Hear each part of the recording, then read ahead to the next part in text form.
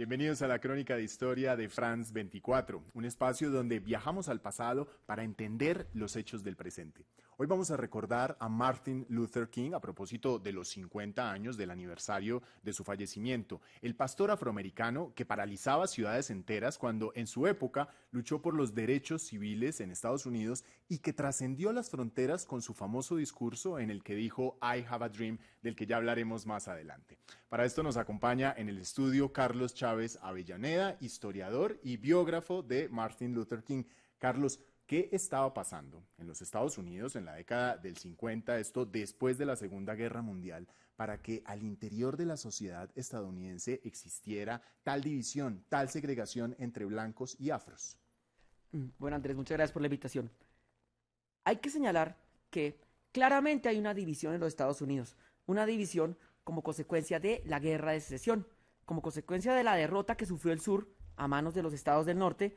Claramente hay una división, hay un rencor en esos estados del sur cuya población blanca no acepta o no decide otorgarle unos ciertos derechos a la población afroamericana. ¿Esos derechos de qué estamos hablando, por ejemplo? Estamos hablando, por ejemplo, de vivienda, estamos hablando de condiciones de salud, estamos hablando de, ni más ni menos, el derecho al transporte y a la educación. Y hay un ejemplo en particular que es el de Rosa Parks. Esto ocurre al interior de los buses y que trae a colación y trae a escena a Martin Luther King. ¿Qué fue lo que ocurrió? Bueno, cabe anotar que en ese momento, en los estados del sur, impera una exclusión conocida como la segregación. La segregación es, ante todo, una separación.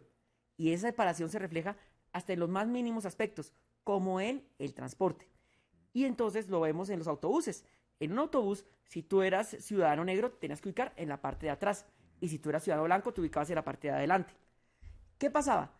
Si todas las bancas de la parte de atrás negras estaban ocupadas, tú no podías ocupar la parte del autobús destinada a los blancos.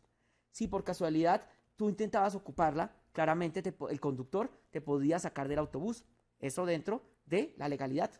Claro, y pasaba que muchas de las personas hacían caso a esta norma, pero hubo una de ellas que la desobedeció, que fue Rosa Parks. ¿Qué fue lo que hizo? Rosa Parks, una señora de 43 años, un día se sube al autobús, ella cuenta, cansada del trajín de su día, y resulta que decide sentarse en la zona del bus destinada a los blancos. Lógicamente esto desata una polémica porque Rosa Parks es expulsada y sacada por la fuerza porque ella se niega a ceder su asiento a un muchacho más joven y finalmente es sacada del autobús y es arrestada, acusada de subvertir el orden. Este hecho es el que va a permitir que comience el surgimiento de Martin Luther King como líder social. ¿Por qué? Porque Martin Luther King decide empezar a liderar una serie de protestas ciudadanas, ante todo orientadas a boicotear el sistema de los autobuses. Los ciudadanos negros deciden entonces no utilizar el transporte público, deciden andar por sus propios medios, deciden caminar antes que utilizar un transporte público que claramente los discrimina y los segrega. Claro, y esto debió haber causado una crisis económica en los sistemas de transporte, por lo menos en este estado de Alabama que tenía tanta segregación. Y usted lo cuenta muy bien en la biografía que realizó de Martin Luther King. Es una biografía ilustrada donde también cuenta la profunda influencia que tenía este líder afroamericano de la India, de Mahatma Gandhi, del líder de la India. ¿Por qué? Martin Luther King recibe una clara influencia de Mahatma Gandhi en la medida que ambos comparten un discurso de no violencia, un discurso orientado a lograr la inclusión, pero sin odios. Martin Luther King jamás llamó al odio contra la población blanca ni a la violencia contra ellos. Por el contrario, las protestas de Martin Luther King tenían un carácter no violento que lo que buscaban era que impactar la conciencia de los ciudadanos blancos para que ellos sintiesen una especie de vergüenza moral con la población negra y en últimas lograsen esa unidad o lograsen esa unión que evitase obviamente seguir atenuando los conflictos que estaban surgiendo. Y comienza un activismo profundo de Martin Luther King, a quien se le cuentan más de 2.500 discursos en público durante 13 años de activismo, pero sin duda el más recordado es la vez que se reunieron en Washington frente al monumento Lincoln más de 250.000 personas en 1963 para escucharlo. Fue la ocasión en que pronunció el famoso discurso de I Have a Dream, tengo un sueño. Escuchemos cómo lo recuerda su nieta recientemente en una de las protestas en contra de la venta de armas, también en Washington, en Estados Unidos.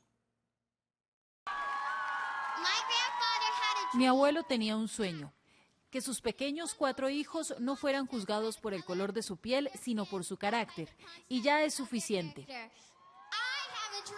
Yo tengo el sueño de que este mundo sea libre de armas, y punto.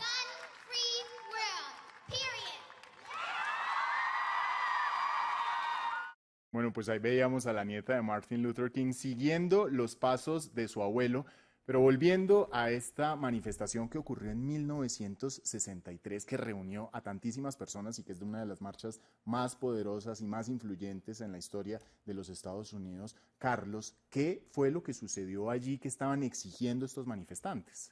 Bueno, como consecuencia de las protestas que llevaban Martin Luther King y los suyos, comenzó a haber una reacción violenta contra el movimiento afroamericano.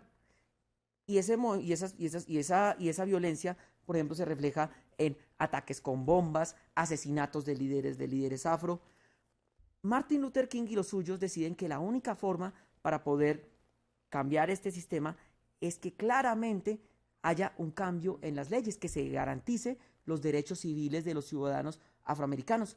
Entonces, digamos que esta gran protesta de Washington, ante todo, lo que fue un llamado para que el Congreso de los Estados Unidos aprobase la ley de derechos civiles, porque uno de los problemas era que cualquier ley de derechos civiles tenía que pasar por el Congreso de los Estados Unidos necesariamente, y allí la mayoría blanca y del sur se oponían generalmente a que se pudiese llevar a promulgar la ley. Y lo lograron, cambiaron la ley, cambiaron la Constitución. Sí, en 1964 finalmente, Lyndon B. Johnson, paradójicamente un presidente de origen sureño, lleva al Congreso la más avanzada ley de derechos civiles.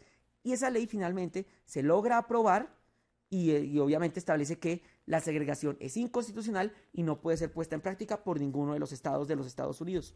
Bueno, y es 1964 que viene el año en el que Martin Luther King se gana el Premio Nobel de Paz y él amplía su discurso. Él ya no solo está hablando de los derechos civiles, sino de otros temas que le importan mucho a la sociedad norteamericana, a la sociedad estadounidense. ¿Cuáles son?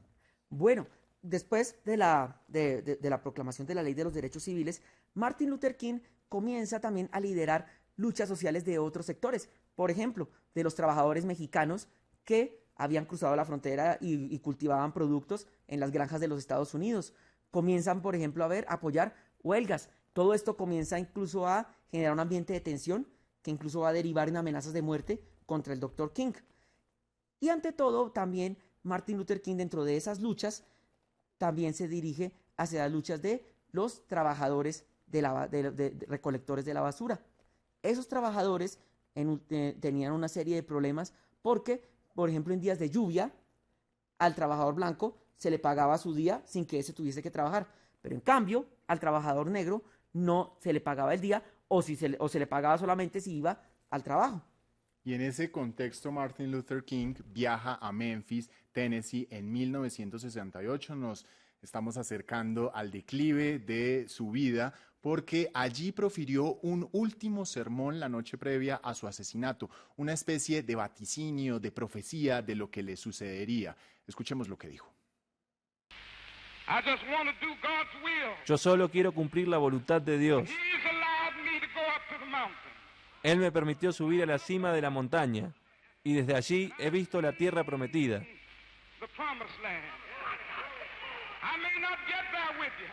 Puede que no llegue a ella con ustedes, pero quiero que esta noche sepan que como pueblo alcanzaremos la tierra prometida.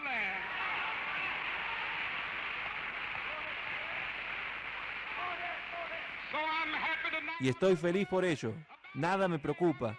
No le temo a ningún hombre. Mis ojos han visto la gloria de la venida del Señor.